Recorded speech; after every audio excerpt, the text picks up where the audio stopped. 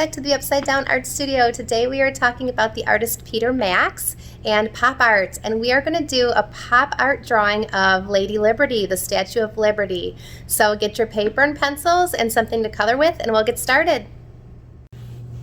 Okay, so I am ready to get started. I have a square piece of paper. Mine is 12 inches by 12 inches, and I'm going to start out folding this in half and then folding in half again so that I'm dividing it into 4 equal sections. And this is going to help me map out the Statue of Liberty. We're going to be doing just her head, and this is going to help me measure out and map out where everything goes so I get it symmetrical, meaning that it's balanced and it's even on both sides. So like we said, we're talking about pop art and Peter Max, and he did a whole series on the Statue of Liberty, and we're going to do one similar to the portrait that he did of Lady Liberty. So the first thing we're going to start with is the eyes, and this center line here is the line for the eyes.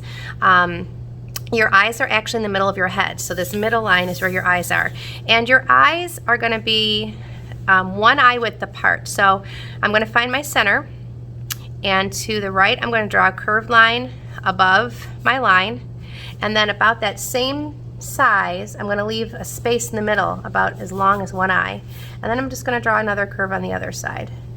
Okay, so I got 1, 2, and about the same space in between, or pretty close. Inside each eye I'm going to draw her iris, and we're not going to do a lot of detail since she is a statue, but I do want to give her some iris so she looks a little bit lively. And then we're going to connect this here to do the bottom of the eye. And you can pause this video as much as you need. If you need to adjust, if you need to erase, that's fine. I do it all the time. All right, so I'm just gonna zoop.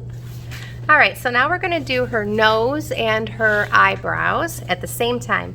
So I'm gonna do an eyebrow above her eye here, and that is gonna come down to start to make her nose. And you actually have bones under your eyebrow called your brow bone, and it comes into your nose here, and it's all connected there. So I'm going to do the same thing here.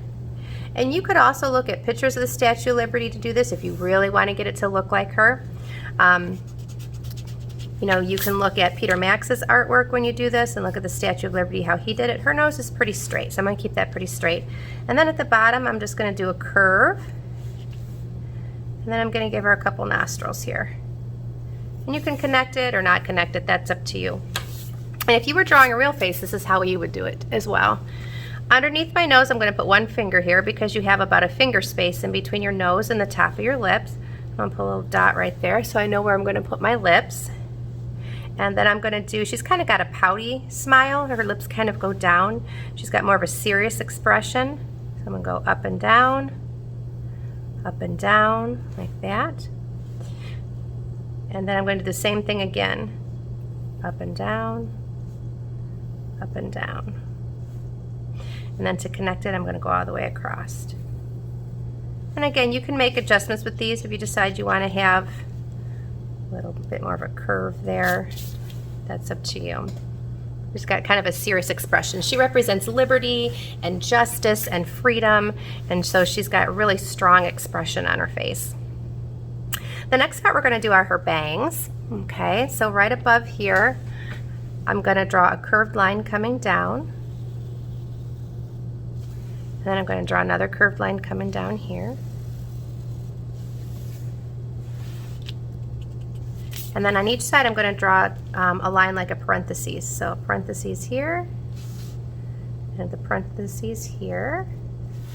And then I'm just going to connect this, and these are her bangs. It's just the hair in front of her face above her eyebrows. Okay, and then I'm going to do another line across here, which is going to be her crown. And you can actually go visit the Statue of Liberty and go up inside of her, and there's these little openings here. I've gone to New York, but I didn't have a chance to see the Statue of Liberty. Well, I saw her from a distance, but I didn't go in there. But there's these little openings here. Well, not little, they're big. And I did one in the center. They're kind of like, I'm going to draw them kind of like rectangles. And you could actually look out of these if you were up there. And then I'm going to do the same on the other side. 3 or 4 on each side. just kind of like these rounded rectangles. 1, 2, 3, do one more. Okay. After that, I'm going to do the spikes on her crown, and right in the middle, I'm going to start with one. I want to make them kind of wide. That. And then I'm going to do 3 on the right and 3 on the left.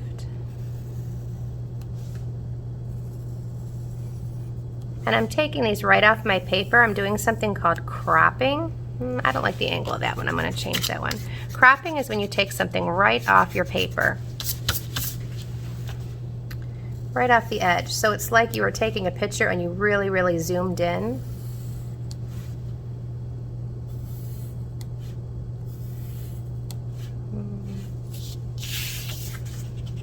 And don't be afraid to erase, because I erase all the time. You're allowed to make changes. Sometimes drawing it wrong helps me decide how to draw it right. Like I can figure it out. And when I see that I did it wrong, I'm like, oh yeah, that's not what I wanted to do. I'm going to do that one there.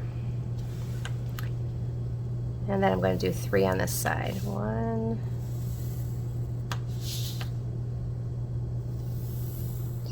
2. I'm going to draw this one here first. And I'm going to figure out.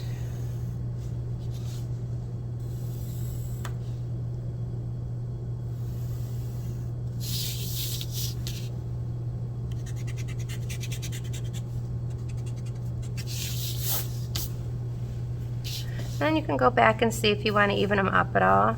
I think I'm going to bring this one down a little bit more. And you can fuss as much as you want, or as little as you want.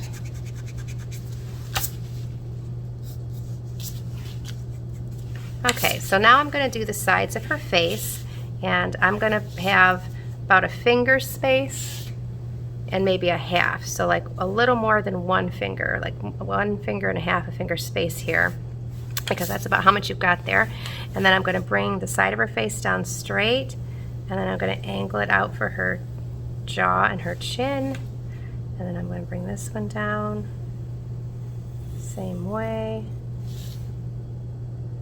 And then she's got some curls on the side of her hair here, so I'm going to put these little curls, and I'm just going to draw them like kind of rounded rectangles.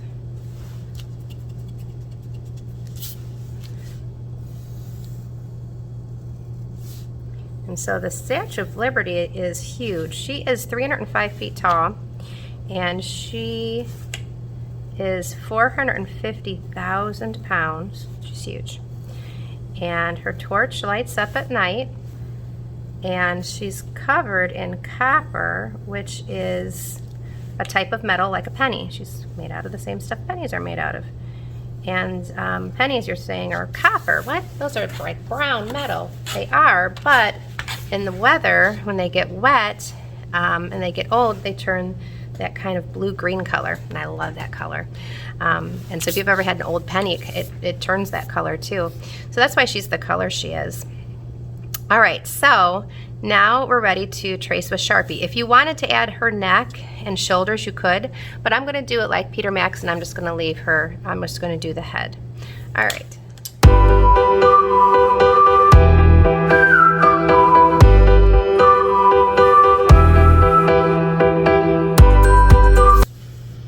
Okay, so I am done drawing Lady Liberty, and I've got her all traced out, and now I'm going to start to color her in. And when we were looking at Peter Max, we were talking about pop art of the 1960s, 70s, and Peter Max is still alive. He's been an artist for decades.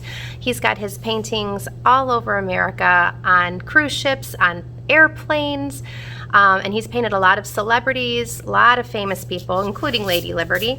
And he's known for using really, really bright colors, really fun patterns and designs. And so we're going to pick some colors that are contrasting colors, colors that are across from each other on the color wheel. and not right next to each other. So if we use complementary colors, they're going to be directly across, like purple and yellow or blue and orange. But you can pick any colors you want. You could even include some red, white, and blue on here. This is totally up to you. You can look in your slides for those of you that have me in class and look at the color wheel and some of the stuff I included for you on color theory to help pick out a color scheme. And you can use markers on this, colored pencils, oil pastels, whatever you have, whatever you want to use. I'm going to use colored pencils.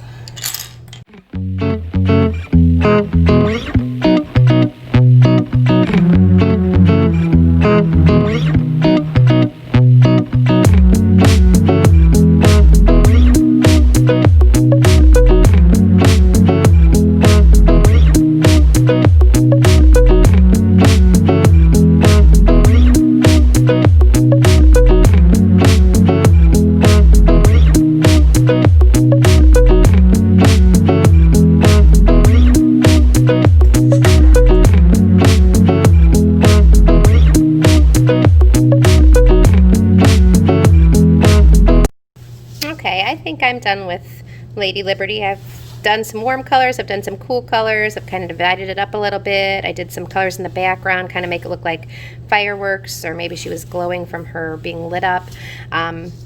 You can do whatever colors you want. I do want to see you trying mixing and overlapping some colors. So every single place I colored, I've got at least 2 colors. Whether it's blue and blue-green, or green and yellow, or violet and red-violet, but everywhere I overlapped at least 2 colors, sometimes 3. And that just makes it look more richer, it looks more sophisticated, the colors just seem more vibrant and they really pop. So have fun coloring Lady Liberty in, and I can't wait to see your pop statues very soon. All right, bye guys.